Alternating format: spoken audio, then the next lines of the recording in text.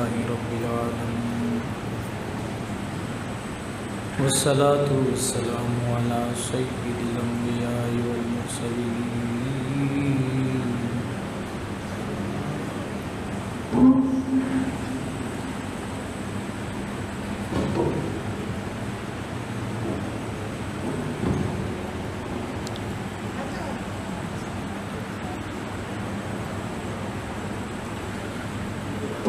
وعلى آله وأصحابه أجمعين أما بعد فأعوذ بالله من الشيطان الرجيم بسم الله الرحمن الرحيم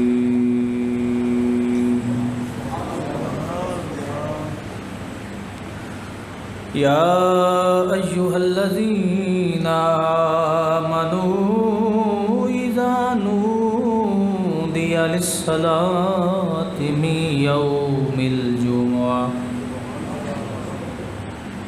فاسعوا إلى ذكر الله وذروا البيع ذلكم خير لكم إن كنتم تعلمون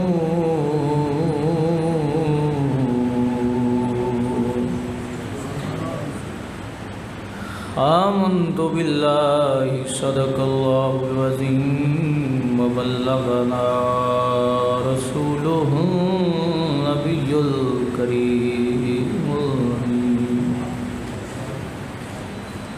إن الله وملائكته يصلون على النبي يا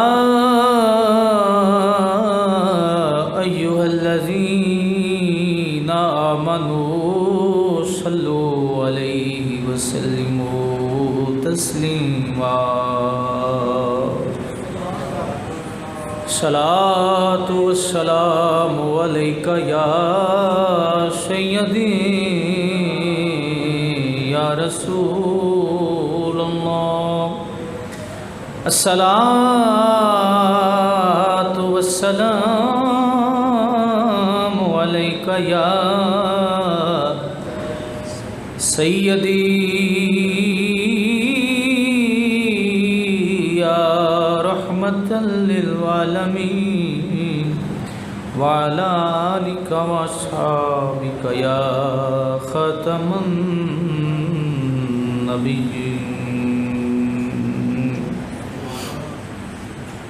حمد و صلاة کے بعد معزز و محتشم احباب عزیز وقار، اللہ رب العزت نے قرآن مجید فرقان حمید میں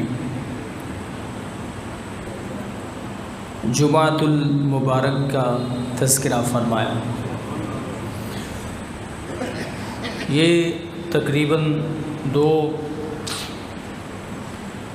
جمعۃ المبارک کا مضمون ہے، جس میں جمعہ کی فضیلت اور اس کے مسائل اور معاملات انشاءاللہ وہ زیر باس آئیں گے۔ اللہ تعالی ہم سب کو یہ جو ہفتہ وار محبت بڑی حاضری ہوتی ہے، اس میں رب ذوالجلال سب کے ذوق شوق میں مزید برکات عطا فرمائے۔ رب ذوالجلال نے قرآن مجید فرقان حمید میں ارشاد فرمایا، یا ایھا الذین آمنوا، اے ایمان والو، اذا نودیا للصلاۃ، جب ندا دی جائے نماز کے لیے، می یوم الجمعہ، اور وہ نماز کون سی ہے؟ وہ جمعہ کے دن کی ہے۔ تو فسعوا الی ذکر اللہ وذروا البیع، تو فرمایا کہ خرید و فروخت ترک کر دو، ذالکم خیر لکم ان کنتم تعلمون، یہ تمہارے لیے بہت بہتر ہے اگر تم جانتے ہو۔ تو نماز جمعہ کی فرضیت کا اعلان تو رب کائنات نے خود فرمایا، اور اس کی وضاحت جو ہے وہ ہمارے آقا دو عالم صلی اللہ علیہ وسلم نے فرمائی ہے، کیونکہ اسلام کے بہت سارے ایسے احکام ہیں جن کا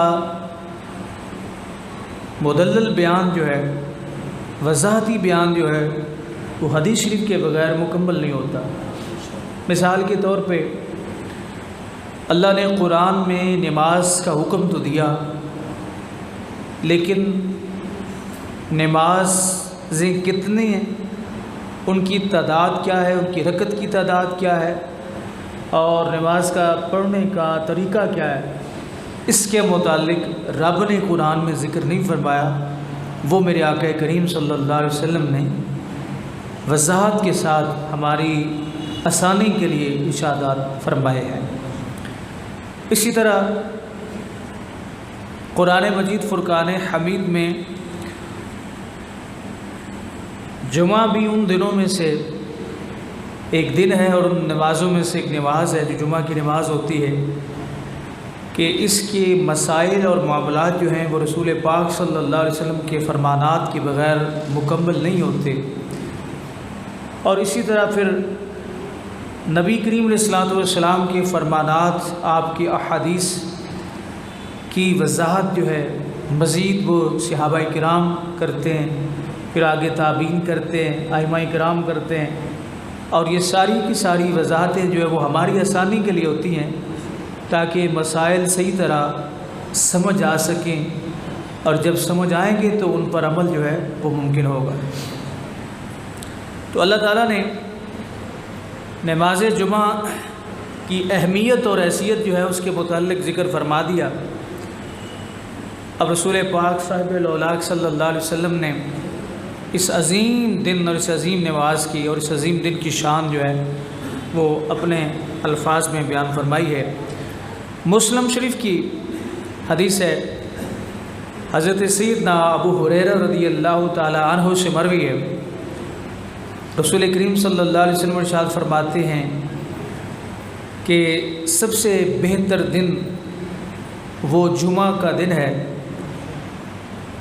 اس کی وجہ بھی حضور نے بیان فرمائی کہ اس لیے کہ اس میں حضرت آدم علیہ السلام کو پیدا فرمایا گیا۔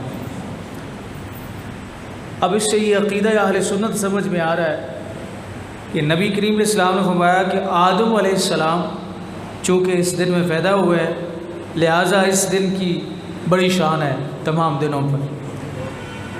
تو یہ حدیث پاک ابو داؤد شریف میں بھی ہے، ترمذی میں بھی ہے، نسائی میں بھی ہے، مسلم شریف کے اندر بھی موجود ہے۔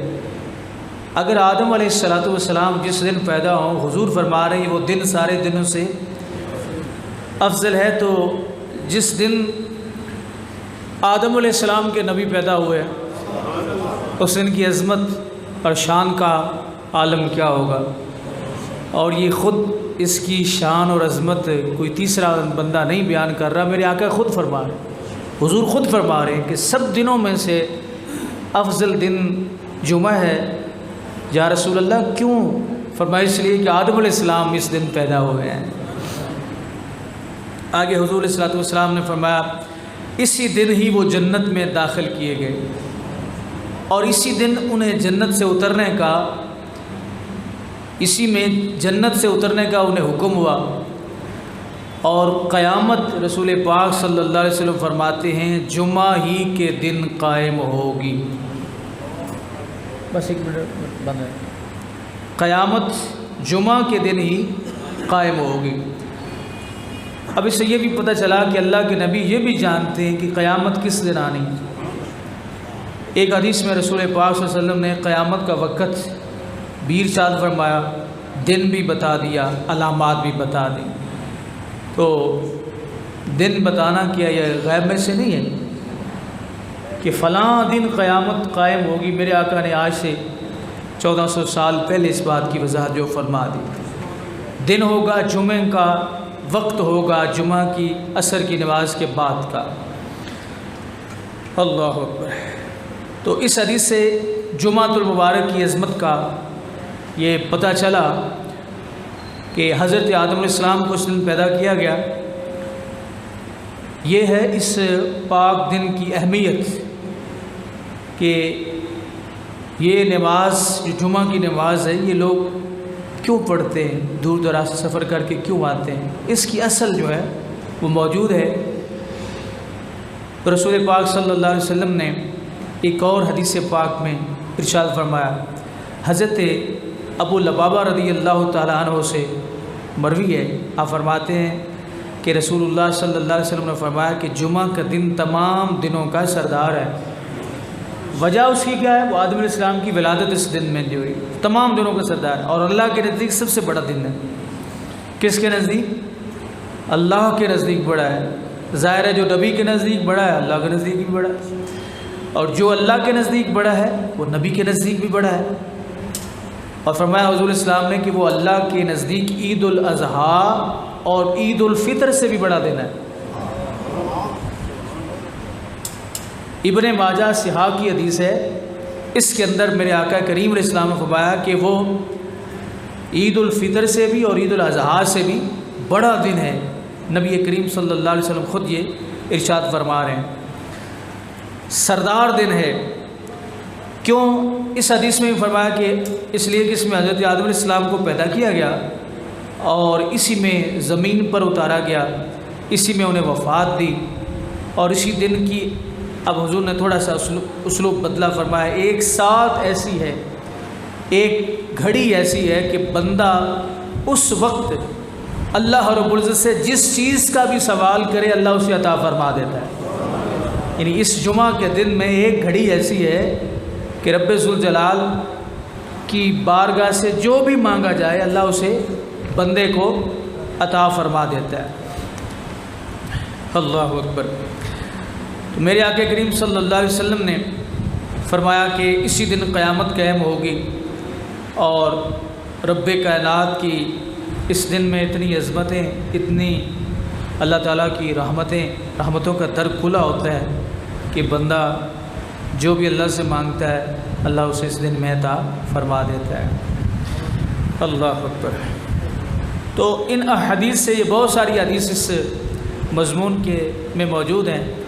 آقا دو عالم صلی اللہ علیہ وسلم ایک مقام پہ فرمایا، علامہ طبرانی نے اس کو موجم کبیر میں اور اس میں نقل فرمایا ہے، کہتے ہیں نبی علیہ السلام فرماتے ہیں کہ جو جمعہ کے دن نہائے اس کے گناہ اور خطائیں مٹا دی جاتی۔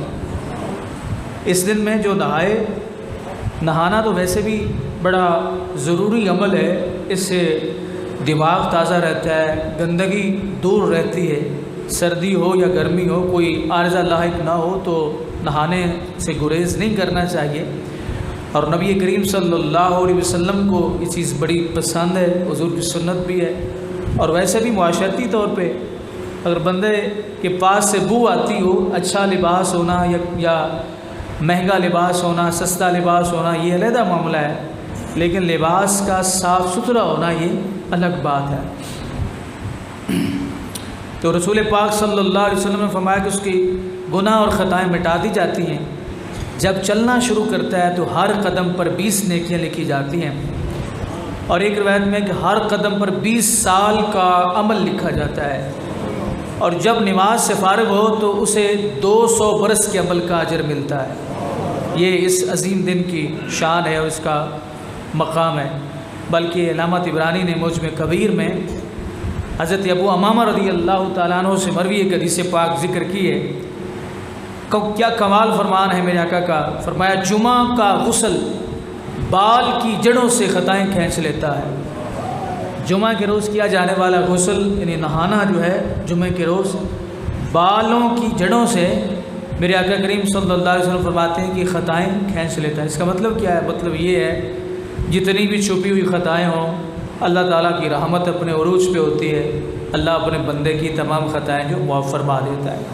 یہ جمعہ کے روز غسل کی شان ہے۔ ویسے تو اللہ نے وضو کو بھی یہ مقام بخشا ہے کہ وضو جیسے جیسے کرتے جائیں، جن جن اعضاء کو دھوتے جائیں وہ اعضاء صاف ستھرے ہوتے جاتے ہیں، صاف ستھرے ظاہراً بھی ہوتے جاتے ہیں اور باطناً بھی ہوتے جاتے ہیں۔ اللہ ہاتھوں کے گناہ ہاتھوں کے دھونے سے معاف کرتا ہے، کانوں کے مسح سے معاف فرماتا ہے، سر کے مسح سے معاف فرماتا ہے، پاؤں کے، چہرے کے، زبان کے کلی کرنے سے رب کائنات جو ہے معاف فرماتا ہے۔ اسی لیے جب وضو کر کے بندہ اٹھتا ہے، کھڑا ہوتا ہے، تو اس کی طبیعت میں ایک ہلکا پن جو ہے وہ ہوتا ہے۔ یہ ہلکا پن اس بات کی علامت ہوتا ہے کہ رب ذوالجلال نے اسے معاف فرما دیا ہے، اس کے سارے گناہ جو ہیں اللہ تعالیٰ نے وضو کی برکت سے ختم کر دیے۔ تو وضو کی برکت سے ان اعضاء کے گناہ ختم ہوتے ہیں، لیکن سارے جسم پہ تو پانی نہیں بہا جاتا۔ فرمایا اگر جمعے کے روز تم غسل کرو، غسل کے بعد وضو کرو، تو نبی کریم صلی اللہ علیہ وسلم فرماتے ہیں کہ جمعہ کا غسل بال کی جڑوں سے خطائیں کھینچ لیتا ہے۔ اللہ تعالیٰ نے اس میں اتنی شان، مقام اور مرتبہ جو ہے اس کے اندر رکھا ہے۔ رسول کریم صلی اللہ علیہ وسلم ایک اور مقام پر ارشاد فرماتے ہیں کہ مسلمان پر حق ہے کہ جمعہ کے دن نہائے اور گھر میں جو خوشبو ہو وہ لگائے، خوشبو نہ پائے تو پانی یعنی نہانا بجائے خوشبو ہے۔ اگر کسی کے پاس خوشبو نہیں تو حضور نے فرمایا اس نے نہا لیا، بدبو دور ہوگی تو فرمایا مومن کے جسم سے بھی ایک خاص قسم کی خوشبو آتی ہے۔ تو چونکہ یہ اس دور کی بات ہے جب خوشبو مہنگی ہوا کرتی تھی، آج کے حالات میں اور کوشش یہ کیا کریں، یہ جو ہوتا ہے نا یہ سینٹ جس میں وہ الکول وغیرہ ہوتے ہیں، اس سے گریز کریں۔ دوسرے بہت سارے اچھی خوشبوئیں جو ہیں وہ مارکیٹ میں اویلیبل ہوتی ہیں، وہ اچھی خوشبو لے کے گھر رکھ لیں اور مناسب لگا کے آئیں، زیادہ تیز بھی نہ ہو زیادہ کم بھی نہیں ہونی چاہیے۔ نبی کریم صلی اللہ علیہ وسلم ایک دوسرے مقام پر ارشاد فرماتے ہیں، بخاری و مسلم میں حضرت سیدنا ابو ہریرہ رضی اللہ تعالیٰ عنہ سے یہ حدیث پاک جو ہے وہ مروی ہے۔ حضور اسلام فرمایا ہر مسلمان پر 7 دن میں ایک دن غسل ہے کہ اس دن میں سر دھوئے اور بدن، 7 دن میں ایک مرتبہ ضرور غسل کرنا چاہیے 7 دن میں۔ لیکن یہ اس دور کی بات ہے جب غسل کرنا آسان نہیں ہوتا تھا۔ اب اللہ کا فضل ہے، سہولیات موجود ہوتی ہیں، گرمی ہو ٹھنڈا پانی ہوتا ہے، سردی ہوتی ہے تازہ پانی ہوتا ہے، گرم پانی ہوتا ہے۔ یہ تو کوئی اہل مکہ اور اہل مدینہ سے پوچھے نا اس دور میں کہ جب صبح اٹھتے تھے تو پانی رات کا بھرا ہوا سردی کے جاڑے کے موسم میں پڑا ہوا ہوتا ہے، اسی برتن میں مشک میں وہ ٹھنڈا یخ ہو چکا ہے، اور اس سے صحابہ کرام غسل فرض ہوتا تو غسل بھی کرتے تھے، وضو بھی اسی ٹھنڈے پانی سے کر کے اللہ رب العزت کی بارگاہ میں سجدہ ریز ہوتے تھے۔ تو 7 دنوں میں ایک دن غسل کرنا یہ ضروری ہے۔ حضرت اکرمہ رضی اللہ تعالیٰ عنہ سے مروی ہے کہ عراق سے کچھ لوگ آئے، انہوں نے حضرت ابن عباس رضی اللہ تعالیٰ سے سوال کیا کہ جمعہ کے دن آپ غسل واجب جانتے ہیں؟ حضرت عبداللہ ابن عباس سے پوچھا تو فرمایا نہ، ہاں یہ زیادہ طہارت ہے۔ جناب عبداللہ ابن عباس رضی اللہ عنہ فرمایا اور جو نہائے اس کے لیے بہتر ہے، اور جو غسل نہ کرے تو اس پر واجب نہیں ہے، غسل اس پر واجب نہیں ہے۔ غسل واجب ہوتا ہے جب انسان ناپاک ہوتا ہے۔ تو یہ میں نے پہلے بھی عرض کر دیا کہ یہ اس دور کے لحاظ سے چونکہ اس ماحول میں نہانا آسان نہیں ہوتا تھا، پانی کی کمی ہوتی تھی یا موسم سردی کا ٹھنڈا پانی، تو مجبوراً، لیکن حضور نے فرمایا 7 دنوں میں ضرور نہانا چاہیے۔ اللہ اکبر۔ اب جمعہ کی نماز جو ہے اس کے لیے جو اہتمام ہے وہ اس کی کیا آقا دو عالم صلی اللہ علیہ وسلم کے نزدیک اس کی شان کیا ہے؟ بخاری و مسلم میں یہ حدیث پاک موجود ہے۔ رسول کریم صلی اللہ علیہ وسلم ارشاد فرماتے، سیدنا ابو ہریرہ رضی اللہ تعالیٰ عنہ سے مروی ہے، نبی علیہ السلام میں جو شخص جمعہ کے دن غسل کرے جیسے جنابت کا غسل ہے یا ویسے غسل کرے تو پھر پہلی ساعت میں جائے، یعنی جمعہ کی ابتدا میں جائے تو گویا اس نے اونٹ کی قربانی کی، یعنی اتنا ثواب جتنا ایک اونٹ کی قربانی میں میسر آتا ہے، نبی کریم صلی اللہ علیہ وسلم نے فرمایا اسے اللہ رب العزت اتنا ثواب جو ہے وہ عطا فرماتا ہے جو اولاً نماز جمعہ جو ہے اس میں شامل ہو، غسل کر کے نماز جمعہ کے لیے جائے۔ اسے اونٹ کی قربانی کا ثواب نبی کریم علیہ السلام نے فرمایا وہ میسر آتا ہے، اور جو دوسری گھڑی میں اس سے تھوڑا سا تاخیر سے گیا تو حضور علیہ السلام نے فرمایا اسے قربانی کی گائے کی قربانی کا ثواب جو ہے وہ عطا کیا جاتا ہے۔ جو تیسری ساتھ میں گیا تو نبی کریم علیہ السلام نے فرمایا اس سے سینگ والے مینڈے کی قربانی کا ثواب اللہ رب العزت کی بارگاہ میں دیا جاتا ہے۔ اور جو چوتھی ساتھ میں گیا رسول پاک صلی اللہ علیہ وسلم نے فرمایا ایسے ہے کہ اس نے مرغی کی جو کہ قربانی نہیں ہوتی، اس لیے نبی علیہ السلام نے اس کے ساتھ قربانی کا تذکرہ نہیں فرمایا اسے ثواب مرغی جیسے نیک کام میں خرچ کر دی، جتنا مرغی خرید کے اللہ کی راہ میں خرچ کرنے کا ثواب ہے اتنا نبی کریم علیہ السلام نے فرمایا اسے اللہ رب العزت جو ہے وہ ثواب عطا فرمایا۔ یا رسول اللہ جو پانچویں ساتھ میں گیا نبی علیہ السلام نے فرمایا اسے مرغی کے انڈے کا ثواب جو ہے کہ اس نے گویا انڈا جو ہے اللہ تعالیٰ کی راہ میں دیا۔ اب دیکھیں نا یہ کیٹیگریز بنا دی میرے مصطفیٰ کریم علیہ السلام نے خود کہ ضروری نہیں کہ کوئی شخص اونٹ کی قربانی اتنا ثواب، فرمایا اللہ کی بارگاہ میں تھوڑا بھی پیش کرو تو رب کائنات تمہارے دل کو جانتا ہے، تمہاری نیتوں کو جانتا ہے۔ بہرحال اس حدیث کا معمول مضمون اور ہے۔ تو جو پانچویں ساتھ میں جمعہ کے لیے گیا حضور نبی علیہ السلام نے فرمایا اسے انڈے کے خرچ کرنے کا اللہ کی بارگاہ میں خرچ کرنے کا ثواب جو ہے وہ عطا فرمایا جاتا ہے۔ پھر جب امام خطبہ کو نکلا ملائکہ ذکر سننے حاضر ہو جاتے ہیں۔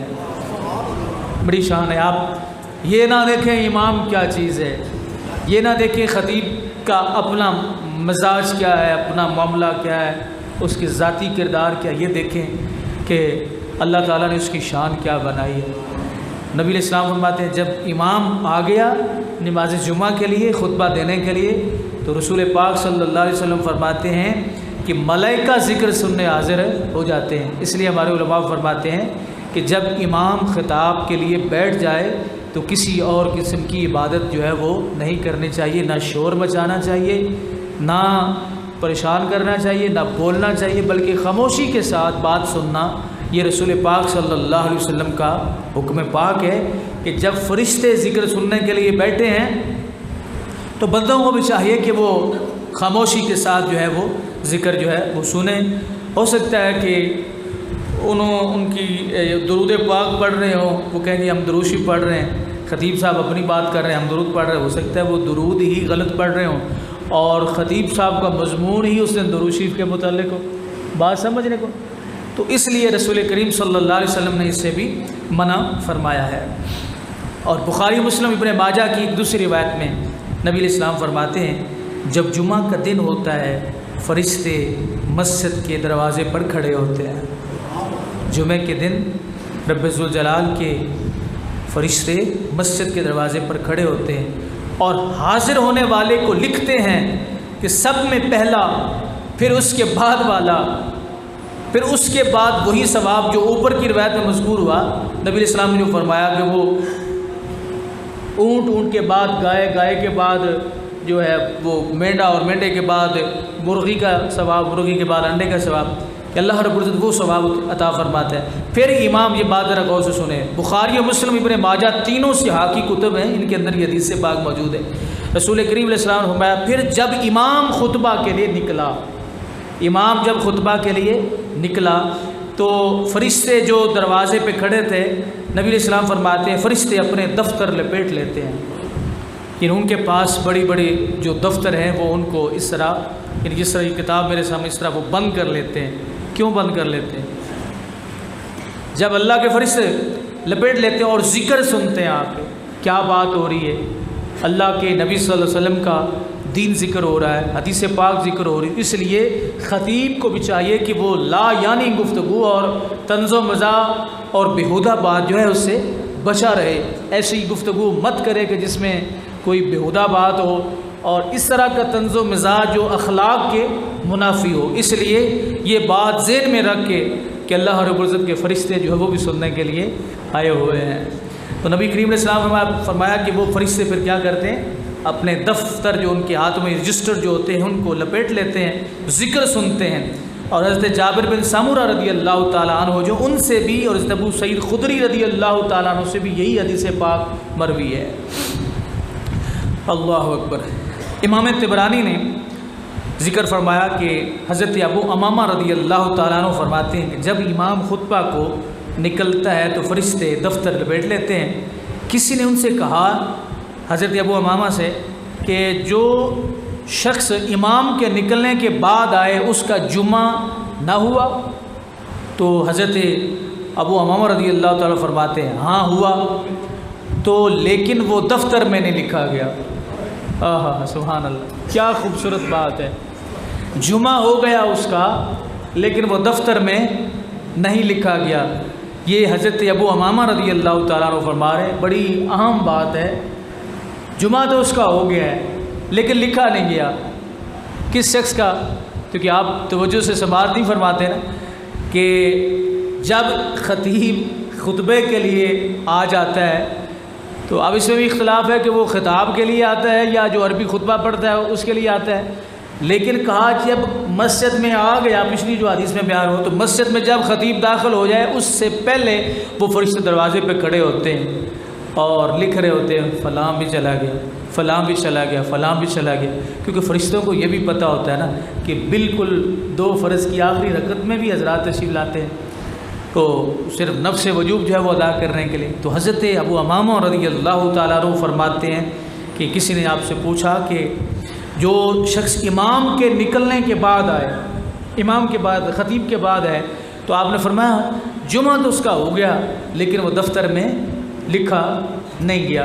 اب یہ فضیلت پر مبنی محدثین نے اس حدیث پاک کو قرار دیا ہے، اور نبی کریم صلی اللہ علیہ وسلم نے پھر یہاں ایک اور بڑی خوبصورت حدیث پاک حضور اسلام فرماتے ہیں جس نے جمعہ کے دن لوگوں کی گردنیں پھلانگی اس نے جہنم کی طرف پل بنایا۔ اب اس کا مطلب کیا ہے؟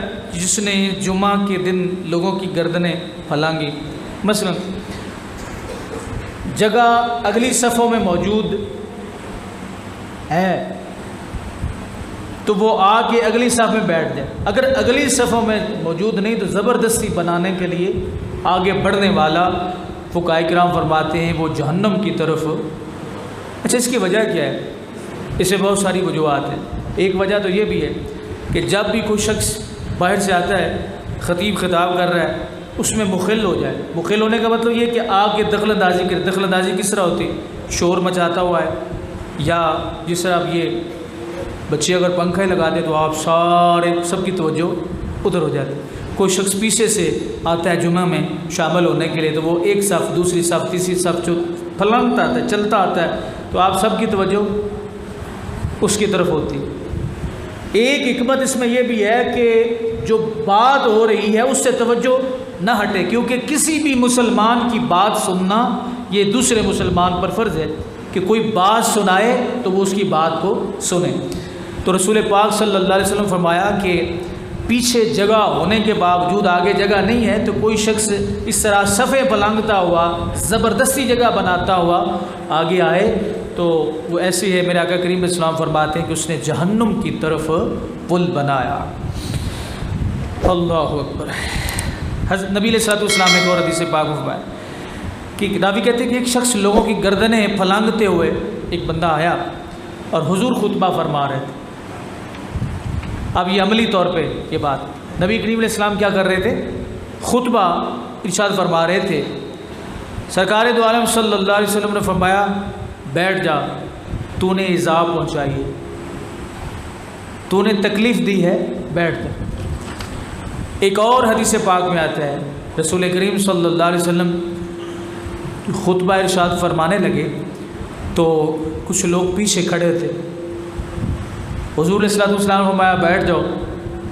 حضرت عبداللہ بن رواحہ رضی اللہ تعالیٰ فرماتے ہیں کہ نبی کریم صلی اللہ علیہ وسلم جب کوئی جمعے پہ خطاب فرمایا کرتے تھے نا تو آپ کے خطبے کی، آپ کے خطاب کی جو آواز ہے امہات المومنین کہتی ہم اپنے حجروں میں سنتے تھے، کوئی ساؤنڈ وغیرہ نہیں ہوتا تھا۔ عبداللہ بن رواحہ رضی اللہ تعالیٰ فرماتے ہیں کہ میرا گھر جو ہے وہ اطراف مدینہ میں تھا، ایک طرف تھا، میں اپنے گھر کے صحن میں کھڑا تھا۔ نبی کریم علیہ السلام نے جمعہ پہ موجود لوگوں سے یہ کہا جو پیچھے کھڑے تھے کہ نیچے بیٹھ جاؤ۔ عبداللہ بن رواحہ فرماتے ہیں میں نے آقا کریم علیہ السلام کی آواز اپنے گھر کے صحن میں سنی، دور تھا میرا گھر تو وہاں میں نے سنی، میں اب وہاں اپنے گھر میں ہی بیٹھ گیا۔ یعنی یہ اطاعت اور فرما برداری ہے کہ نبی کریم علیہ السلام مسجد نبوی میں فرما رہے ہیں کہ بیٹھ جاؤ، تو عبداللہ بن رواح کہتے ہیں میں اپنے گھر میں، ایک تو حضور کا معجزہ یہ ہے کہ نبی علیہ السلام کی آواز مبارک جو ہے وہ جتنی پاس بیٹھے لوگوں کو سنائی دیتی تھی اتنی ہی دور والوں کو بھی سنائی دیتی تھی، یہ حضور کا معجزہ ہے۔ نبی کریم علیہ السلام صحیح بخاری شریف میں جیسے حضور آگے دیکھتے تھے ویسے ہی نبی علیہ السلام پیچھے دیکھ لیا کرتے تھے، جبکہ ہمیں پیچھے نظر نہیں آتا، اس لیے کسی بھی حوالے سے ہماری کوئی مماثلت کسی بھی جیسے نبی کریم صلی اللہ علیہ وسلم کی ذات مقدس کے ساتھ نہیں بن سکتی۔ اور فرماتے میں وہاں بیٹھ کر نبی علیہ السلام نے فرمایا بیٹھ جا تو، اس لیے کہ تو نے ہمیں ایذا پہنچائی ہے۔ یہ صفوں میں ایک شخص جو ہے وہ کھڑا تھا، اس لیے یہ مہربانی فرمایا کریں، کیونکہ یہ مضمون آج بیان کرنے کچھ دوستوں نے مجھے خواہش کا اظہار کیا، تو مجھے خوشی اس بات کی کہ آپ لوگ مجھے یہ مشورہ تو دیا کریں جی اس معاملے کے بارے میں کبھی بات ہو جائے۔ بات ہوتی ہے کوئی شخص، اکثر لوگ کہتے ہیں کہ یہ مضمون بیان کریں، اب وہ مضمون بیان کرنے میں ان کی اپنی ذاتی رنجشیں ہوتی ہیں۔ مطلب ایک بندہ آتا ہے جی شاہ صاحب یہ فلاں بندہ جو ہے نا وہ میرے ساتھ یہ زیادتی کرتا ہے، تو آپ اس مضمون پہ نا جمعہ پڑھائیں۔ بھائی خدا کے بندے، اگر آپ سے وہ زیادتی کرتا ہے تو میں اس مضمون پہ جمعہ پڑھاؤں گا، تو آپ ذرا یہ بتائیے کہ وہ بندہ سمجھ جائے گا یا ضدی ہو جائے گا؟ سمجھانے کے طریقے ہوتے ہیں، لیکن مجھے جن دوستوں نے کہا، انہوں نے محبت ذوق سے کہا، اللہ انہیں جزا عطا فرمائے، کہ نماز جمعہ کے مسائل اور معاملات جو ہیں ہمیں دیکھیں کتنا ٹائم آپ لے کے آتے ہیں، کتنا سفر کر کے آتے ہیں، بڑی مشقت سے آتے ہیں، بیماری کا عالم بھی ہوتا ہے کہ وقت جو ہے وہ قیمتی بھی ہوتا ہے، تو یہ چیزیں اگر ان میں کوئی کمی بیشی رہ جائے تو پھر دکھ تو ہوتا ہے نا کہ بندے کی محنت جو ہے وہ ساری کی ساری ضائع ہو جاتی۔ تو پیچھے جو حدیث بیان ہوئی ہے اس میں سب سے پہلی بات جو نبی علیہ السلام نے فرمائی وہ یہ ہے کہ وقت پر آنا، خطیب صاحب، امام صاحب مسجد میں نہ پہنچے ہوں ان سے پہلے آنا۔ حضور علیہ السلام کے پاک صحابی حضرت ابو امامہ فرماتے ہیں کہ اس کا نام فرشتے دفتر میں لکھ لیتے ہیں، کہ وہ کھڑے وہ دروازے کے باہر ہوتے ہیں، نظر ہمیں نہیں آتے، لیکن ہمارا چونکہ اعتقاد ہے، اعتماد ہے رسول کریم صلی اللہ علیہ وسلم کے فرمان پہ کہ رسول پاک صلی اللہ علیہ وسلم نے فرما دیا تو بس ہم نے مان لیا کہ وہ کھڑے باہر ہیں، نظر نہیں آتے۔ جب خطیب نے خطبہ شروع کیا تو وہ دفتر لپیٹ کے آ جاتے ہیں، کہتے ہیں کہ ہم نے اب اس یہ ذکر سننا ہے، تو وہ اگر ذکر سننے کے لیے آتے ہیں تو بندوں کا حق جو ہے وہ بدری کی اولا بنتا ہے، کیونکہ فرشتے اللہ رب العزت کے وہ گناہ سے پاک ہیں، معصوم عن الخطا ہوتے ہیں، اور انسان معصوم عن الخطا نہیں ہوتا سوائے انبیاء کرام علیہ السلام کے۔ تو ان احادیث سے یہ پتہ چلا کہ رسول پاک صلی اللہ علیہ وسلم نے منع فرمایا کہ کوئی بھی شخص نماز جمعہ کے اندر کھڑا نہ ہو بغیر کسی وجہ کے۔ کوئی معاملہ ہے، کوئی ضروری بات ہے کہ جس کے بغیر گزارا نہیں ہو سکتا تو اس کو کھڑا ہونے کی اجازت ہے، ادروائز اس کو شوقیہ طور پہ باتیں کرنا، گفتگو کرنا، لا یعنی اور شور ڈالنا، یہ نبی علیہ السلام نے فرمایا ایسے ہی ہے جس طرح حضور نے فرمایا کہ تو نے ایذا پہنچائی ہے، تو بغیر کسی وجہ کے کھڑے ہونے والا نبی علیہ السلام فرما رہے ہیں کہ تو نے مجھے کیا کیا؟ تکلیف پہنچائی ہے، ایذا پہنچائی ہے۔ اب ایذا اس میں یہی ہے نا کہ حضور چونکہ خطبہ ارشاد فرما رہے تھے، وہ بندہ سامنے آ کے کھڑا ہو گیا، سامنے آ کے کھڑا ہو گیا، اب اس کے کھڑے ہونے سے نبی علیہ السلام کو ایذا ہوئی۔ جب کوئی بیان کر رہا ہوتا ہے نا، کیونکہ آپ اس سیٹ پہ بیٹھے تو آپ کو پتہ چلے، آپ کسی سے بیان کر رہے ہیں، کوئی بات کر رہے ہیں، تو کوئی بندہ کھڑا ہو ویسے ہی کھڑا ہو جاتا ہے، وہ کان پہ خارج کرنے کے لیے کھڑا ہو جاتا ہے، پیسے چاروں طرف دیکھنا شروع ہو جاتا ہے۔ تو جو بیان کرنے والا ہے اسے بڑی اذیت ہوتی ہے کہ میں اس سے مخاطب ہوں، یہ میرا مخاطب ہے، میں اس سے بات کر رہا ہوں، اس کی توجہ کہیں اور ہو رہی۔ یہ دیکھتے ہیں نا آپ بڑے سونے سونے پیارے پیارے خطیب جب خطاب فرماتے ہیں تو تھوڑی سی توجہ دائیں بائیں ہو تو کیا حال کرتے ہیں، پتہ ہے آپ کو؟ کوئی نہیں، تسی ستے پے ہو۔ اب میں بھی کبھی کبھی آپ سے یہ عرض کر لیتا ہوں، لیکن میرے عرض کرنے کا کوشش میری یہی ہوتی کہ اس انداز میں آپ سے عرض کیا جائے کہ جس انداز میں آپ کو کوئی اذیت اور تکلیف یا آپ کی عزت نفس جو ہے وہ مجروح نہ ہو۔ بعض حضرات وہ بڑے سخت جملے جو ہے وہ کس دیتے ہیں، تو سخت جملے کسنے کی نبی علیہ الصلوۃ والسلام نے اجازت نہیں دی۔ تو یعنی اس طرح کے جملے کہہ دینا کہ جو سویا ہوا ہے وہ اس طرح ہو، وہ میں کہنا نہیں چاہتا، بڑے ہی نازیبا قسم کے الفاظ جو ہے وہ سامعین کے متعلق کہتے ہیں، وہ کب کہتے ہیں؟ غصہ آ جاتا ہے جب آپ لوگ آپس میں باتیں کرتے ہیں، تب بھی غصہ آتا ہے کہ یار میں ان سے بات کر رہا ہوں، یہ میری بات نہیں سن رہے۔ کوئی کھڑا ہوتا ہے بغیر کسی وجہ کے تو اس پہ بھی غصہ آتا ہے کہ یہ میری بات کیوں نہیں سنتا۔ اس لیے اگر یہ آپ مزاج میں یہ بات ہو، اس کو سمجھ نہ آ رہی ہو تو اس پہ توجہ جو ہے وہ ضرور دیا گیا۔ میں کتنی مرتبہ میں نے یہ آپ سے عرض کیا ہے کہ آپ کم از کم جب جماعت کھڑی ہوتی تو اپنے یہ گریبان کے بٹن ہی بند کر لیں۔ بڑے اچھے دوست ہیں، بڑے پیارے دوست ہیں، میں ان کی طرف توجہ کرتا ہوں کہ مجھ سے محبت بڑی کرتے ہیں لیکن میری بات نہیں مانتے، اور اس میں فائدہ بھی آپ لوگوں کا ہے۔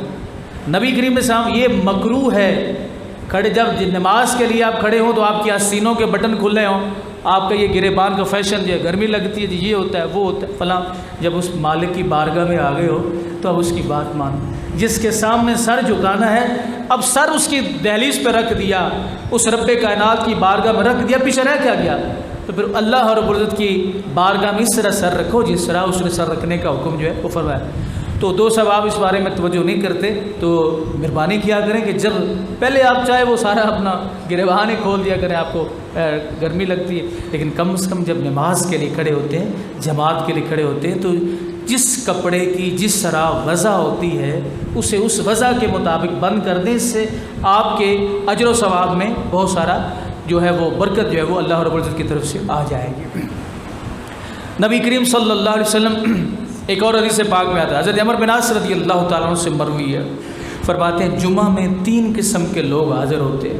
بڑی خوبصورت حدیث پاک ہے۔ جمعہ میں 3 قسم کے لوگ حاضر ہوتے ہیں۔ ایک وہ کہ لغو کے ساتھ حاضر ہوتے ہیں، کیا یعنی کوئی ایسا کام کیا جس سے ثواب جاتا رہا، اب یہ لغو کے ساتھ حاضر ہو۔ لغو کا مطلب ہے فضول۔ کیسے؟ کوئی ایسا کام کیا جس سے ثواب ختم ہو گیا۔ کیسے؟ مثلا خطبہ کے وقت کلام کیا۔ اب یہ بات ذرا آپ نے توجہ سے سننی ہے، یہ میں اپنی طرف سے نہیں عرض کر رہا، حدیث پاک۔ خطبہ کے وقت کلام کرنا، بالخصوص جب عربی خطبہ پڑھا جاتا ہے، اس وقت کلام کیا یا کنکریاں چھوئی، چونکہ اس ماحول میں چھوٹے چھوٹے پتھر مساجد میں ہوتے تھے، کھجور کی چھلکے سے بنی، کھجور کے پتوں سے بنی ہوئی صفیں ہوتی تھی، یہ کارپیٹ قالین تو نہیں ہوتے تھے، تو اس میں اس کے اوپر بعض دفعہ کنکریاں بھی آگے نظر آ جاتی تھیں۔ تو حضور فرما رہے ہیں کہ جس شخص نے ایسا کام کیا کہ یا تو آپس میں دوران خطبہ بات کی یا کنکریاں چھوئیں۔ اب اس کی موجودہ صورتحال یہ جو قالین میں دھاگے ہوتے ہیں ان کو نکالنا شروع، امام صاحب خطبہ دے رہے ہیں، آپ وہ دھاگے جو ہیں وہ نکال رہے ہیں، یا کوئی اور چیز پڑی ہوئی ہے اس کو اٹھا رہے ہیں، ان سے کھیل رہے ہیں۔ دوسرے لفظوں میں یوں سمجھیے کہ آپ کی توجہ خطیب کی طرف نہیں ہے۔ سمجھ آ رہی جی؟ ناراض تو نہیں ہو رہے؟ یعنی آپ کی توجہ خطیب کی طرف نہیں ہے۔ تو نبی کریم علیہ الصلوۃ والسلام نے فرمایا تو اس کا حصہ جمعہ سے وہی لغو ہے، جمعہ سے وہ جو کام اس نے کیا نا وہ فضول کام کیا ہے، وہ درمیان میں جو کیا ہے وہ فضول کام کیا، جمعہ سے وہی لغو ہے۔ اور ایک وہ شخص کی اللہ سے دعا کی تو اگر چاہے دے اور چاہے نہ دے، یہ 2 بندے ہو گئے۔ ایک وہ جس نے آگے شرارتیں کی، باتیں کی، کنکریاں اٹھائیں، فرمایا وہ لغو۔ اور دوسرا وہ شخص حضور اسلام فرماتے ہیں جس نے اللہ سے دعا کی، اے اللہ اگر تو چاہے تو دے اور اگر تو نہ چاہے تو نہ دے۔ اور ایک وہ کہ سکونت و انصاف کے ساتھ، سکون کے ساتھ اللہ تعالیٰ کی بارگاہ میں حاضر ہوا اور کسی مسلمان کی گردن نہ پلانگی، جہاں اسے جگہ ملی وہاں پہ آ کے بیٹھ گیا، گردن نہ پلانگی، نہ کسی کو ایذا دی، تو جمعہ اس کے لیے کفارہ ہے آئندہ جمعہ اور 3 دن زیادہ تک۔ نہیں سمجھے؟ اس کے جمعہ اس کے لیے کفارہ بن جاتا ہے کہ ایک جمعہ تک اور 3 دن اس میں اور زیادہ ڈالیں تو 8 اور 3 کتنے ہو گئے؟ 8 اور 3 کتنے ہوتے ہیں جی؟ 11 دن کہ اللہ تعالیٰ اس کے گناہ جو ہے سب کا کفارہ اسی عمل میں ادا فرما دیتا ہے۔ گویا کہ اس کے ذمے سے گناہ ساقط ہو گئے۔ کام کتنے کرنے ہیں؟ 2 کرنے ہیں۔ ایک تو کسی لغو بات کی طرف توجہ، یعنی کسی کام کی طرف توجہ نہیں کرنی، دوسرا اپنی زبان کو بند رکھنا، کیونکہ بولنا اس وقت بالخصوص عربی خطبے کے وقت رسول کریم صلی اللہ علیہ وسلم نے سے سختی سے منع فرمایا کہ اس وقت بالکل بولنے کی اجازت جو ہے واقع دو عالم صلی اللہ علیہ وسلم نے نہیں دی۔ پھر دیکھیے ذات گرامی، سرکار دو عالم صلی اللہ علیہ وسلم نے اس دن کی فضیلت کے حوالے سے اور اس کے مقام و مرتبہ کے حوالے سے جو پہلے بھی میں نے احادیث جو ہے وہ آپ کے گوش گزار کی ہیں، تو یہ دن صرف اس لیے نہیں کہ اس میں نماز جمعہ ہی ہے اس کی فضیلت ہے، فرمایا اس کی اور بھی نسبتیں اس دن کی موجود ہیں، جیسا کہ پہلی حدیث کے اندر نبی علیہ السلام نے فرمایا کہ یہ اللہ تعالیٰ کا محبوب دن ہے اور تمام دنوں سے بڑا دن ہے۔ یا رسول اللہ کیوں بڑا دن؟ فرمایا اس لیے کہ اس میں آدم علیہ السلام کی ولادت ہوئی۔ اگر آدم علیہ السلام کی ولادت اس دن میں ہوئی تو اللہ کے نبی کی نگاہ میں، اللہ تعالیٰ کی نگاہ میں یہ بڑا دن ہے، تو جس دن میں نبیوں کے نبی آدم علیہ السلام کے نبی دنیا میں تشریف لائے، پھر اس دن کی عظمت اور شان جو ہے اس کا عالم کیا ہوگا۔ حضرت ابو نعیم نے بہت بڑے محدث ہیں، انہوں نے حضرت جابر رضی اللہ تعالیٰ عنہ سے روایت کیا، فرماتے ہیں کہ رسول پاک صلی اللہ علیہ وسلم فرماتے ہیں کہ جمعہ کے دن یا جمعہ کی رات میں جو شخص مرے گا، جو شخص جمعہ کے دن یا جمعہ کی رات میں سے اللہ رب العزت موت عطا فرمائے، سرکار دو عالم صلی اللہ علیہ وسلم فرماتے وہ عذاب قبر اور فتنہ قبر سے بچا لیا جائے گا۔ اس لیے خوش قسمت وہ شخص ہے جس کو جمعہ کے دن موت آئے اور وہ قبر میں پہنچے، تو نبی کریم علیہ السلام فرماتے ہیں اللہ تعالیٰ اسے فتنہ قبر سے بھی محفوظ رکھے گا اور اسے عذاب قبر سے بھی محفوظ رکھے گا۔ فتنہ قبر یہ کہ سوالوں کے جواب صحیح نہ دے سکے، عذاب قبر وہ جو جانوروں کی، سانپوں کی صورت میں ہے یا دیگر عذابوں کی شکل میں ہے، تو نبی کریم صلی اللہ علیہ وسلم نے اس کی یہ شان اور عظمت عطا فرمائی ہے۔ اب یہاں ایک بات سمجھنے والی، حضور نے فرمایا کہ جمعہ کے دن جو مرے قبر میں پہنچے عذاب قبر سے، فتنہ قبر سے محفوظ ہے۔ یا رسول اللہ کیوں محفوظ ہے؟ اس لیے کہ جمعہ میں مرا ہے۔ تو جمعہ کی شان کیوں ہے؟ اس لیے کہ آدم علیہ السلام پیدا ہوئے ہیں، تو بالواسطہ آدم علیہ السلام کی وجہ سے وہ قبر میں محفوظ رہا، بالواسطہ آدم علیہ السلام کی ولادت کی وجہ سے وہ قبر میں محفوظ رہا۔ اگر آدم علیہ السلام کی ولادت کی وجہ سے وہ قبر میں محفوظ رہ سکتا ہے جمعہ کے ذریعے سے، تو آدم علیہ السلام کے نبی، نبیوں کے نبی کی برکت سے وہ قبر میں محفوظ نہیں رہ سکتا۔ قبر میں سرکار آئیں تو میں قدموں پر گروں اور فرشتے مجھ سے پوچھیں تو میں ان سے یوں کہوں کہ ان کے پائے ناز سے میں اے فرشتوں کیوں اٹھوں، مر کے پہنچا ہوں یہاں اس دل ربا کے واسطے۔ تو رسول پاک صلی اللہ علیہ وسلم ارشاد فرما رہے ہیں کہ قبر کے عذاب سے اللہ تعالیٰ اس بندے کو بچا لیتا ہے جو جمعہ کے دن جو ہے وہ مر جاتا ہے اور قبر میں پہنچتا ہے۔ ایک اور حدیث پاک میں نبی علیہ السلام نے فرمایا کہ جو شخص جمعہ کے دن یا جمعہ کی رات جو گزر چکی، یعنی جمعرات کا دن ہو، رات ہوتی جمعہ کی، اس دن جو شخص فوت ہو، سرکار دو عالم صلی اللہ علیہ وسلم فرماتے ہیں عذاب قبر سے بچا لیا جائے گا، اور قیامت کے دن اس طرح آئے گا کہ اس پر شہیدوں کی مہر ہوگی۔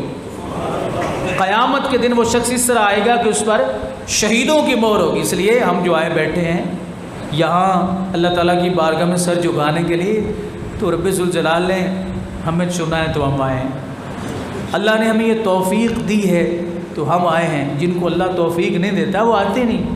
ہماری نماز رب ذوالجلال نے قبول فرمائی ہے تو ہمیں بلایا ہے، اور وہ بھی جمعہ کی نماز۔ فرمایا اس کی عظمت اور اس کی شان اور اس کا مقام و مرتبہ اتنا اعلیٰ ہے۔ حضور فرماتے ہیں کہ اس دن میں اگر کوئی فوت ہو جائے تو وہ عذاب قبر سے محفوظ ہو جاتا ہے، تو بتائیے پھر اس دن کی نماز کا عالم کیا ہوگا، اس دن میں کی جانے والی عبادت کا عالم کیا ہوگا، جس میں پہلے ایک حدیث پاک میں نے آپ کے گوش گزار کی۔ حضور اسلام فرماتے ہیں کہ اس جمعے کے پورے دن میں، بعض روایتوں میں آتا ہے کہ وہ عصر سے مغرب کے درمیان کا وقت ہے، ایک ایسی گھڑی ہوتی ہے، ایک ایسی ساعت ہوتی ہے جس میں بندہ اللہ سے جو بھی مانگے رب کائنات اسے عطا فرما دیتا ہے۔ وہ عصر کے بعد جمعے کے دن عصر اور مغرب کے درمیان. اس لیے نبی علیہ السلام نے ایک اور مقام پہ فرمایا کہ جو شخص عصر اور مغرب کے درمیان مسجد میں بیٹھے اللہ تعالیٰ اسے رہبانیت کا ثواب عطا فرماتا ہے.